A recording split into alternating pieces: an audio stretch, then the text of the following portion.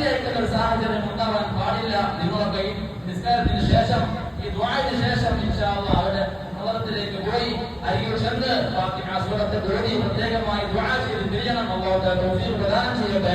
ആമീൻ യാ റബ്ബൽ ആലമീൻ. അതുപോലെ മറ്റൊരു സംഭവമാണ് യാത്ര. ഇപ്പൊ നിലവിലെ അവസ്ഥ നമ്മുടെ ക്ലൈമറ്റ് എന്നുള്ളത് യാത്രയും മഴയും ഒന്നിച്ചു നിൽക്കുന്ന ഒരു സാഹചര്യം. പ്രത്യേകമായി യുവാക്കളൊക്കെ നല്ല ശ്രദ്ധിക്കണം.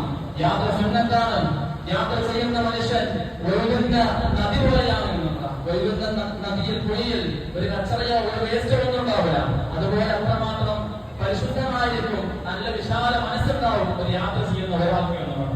അതുകൊണ്ട് യാത്ര ചെയ്യൽ വളരെ സുന്നത്താണ്.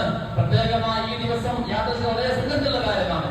പക്ഷേ നല്ല രൂപത്തിൽ അതീവ ജാഗ്രത ആ കാര്യം കൈകാര്യം ചെയ്യണം.